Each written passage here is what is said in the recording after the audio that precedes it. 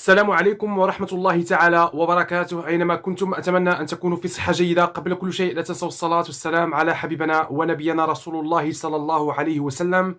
اليوم سنتكلم عن أخبار الترجي التونسي، وأيضا سنتكلم عن موهبة المنتخب التونسي. أنيس دوبال، يعني أنيس لاعب آه، شاهدنا هذا اللاعب اللي اختار المنتخب التونسي ولعب مع المنتخب التونسي للشباب أقل من 20 سنة، وقدم مباريات كبيرة، وشاهدت له مباراة مع نيجيريا أمام نيجيريا. فلاعب كإمكانيات، وأيضا هو يلعب مع أولمبيك مارسيليا للشباب، وأيضا هذه السنة يلعب في دوري أبطال أوروبا كقائد لأولمبيك مارسيليا للشباب. إمكانيات رائعة، يعني أداء قوي جدا، لديه موهبة. شفت له ملخص أيضا مع أولمبيك مارسيليا. هناك أخبار أن الترجي التونسي يريد هذا اللاعب. هناك أخبار وعدة صفحات تكلمت أن أنيس ربما يكون قريب جدا للترجي التونسي. لو فعلا الخبر صحيح، نشاهد مثلا إلياس بوزيان. هذا اللاعب ظهير إمكانياته رائعة. فأنا تكلمت عن هذا اللاعب وقلت بأنه لو كان لعب مع الترجي التونسي دقائق أو مباريات، ربما يكون الآن مع المنتخب التونسي الأول، لأن إمكانياته رائعة وقادر أن يعطي إضافة للترجي التونسي وأيضا للمنتخب التونسي. محتاجين هذا اللاعب، لاعب كإمكانيات رائعة. فصراحة هي مفاجأة. استغربت لماذا لا يلعب هذا اللاعب مع الترجي، خصوصا بأن اللاعب إمكانياته قوية جدا، وأيضا في المباريات الودية يقدم مباريات كبيرة. نعم، كإمكانيات. أيضا أنيس هذا اللاعب، فلو جاء للترجي التونسي وكان بحال إلياس وما لعبش المباريات ويلعب دقائق قليلة، فهناك تؤثر على اللاعب. يعني اللاعب يعني بصراحة، يعني هذا اللاعب محتاج مباريات.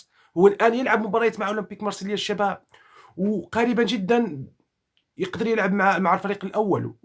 ولن ننسوا عنده 19 سنة فقط، 19 سنة، وقادر أن يلعب مع الفرق قادر أن يلعب كإمكانيات، قادر يلعب مع أقوى فرق في أوروبا. فلاعب إمكانياته رائعة، وغادي يعطي أيضا إضافة لمنتخب تونس. فالترجي التونسي سمعنا أخبار بأنه يريد هذا اللاعب. لو فعلا نقولوا جاء اللاعب للترجي التونسي، عندما تشاهد اللاعب كإمكانيات، بصراحة يعني لو جاء الترجي كإمكانيات، أتوقع بأنه يلعب رسمي، يعني بشكل رسمي. نعم 19 سنة، لكن إمكانياته رائعة، قادر أن يعطي الإضافة للترجي لا في الدوري لا في دوري أبطال إفريقيا، وأيضا مع المباريات ثقة أكبر. فسيتطور اللاعب وسيصبح أكثر قوة، وغادي يعطي أيضا إضافة لمنتخب تونس. تخيلوا معي هذا اللاعب لو جاء للترجي، وهو أيضا إلياس بوزيان يلعب رسمي في الجهة اليمنى، وهذا يلعب في الجهة اليسرى. ستكون قوة كبيرة للترجي التونسي في الأظهرة.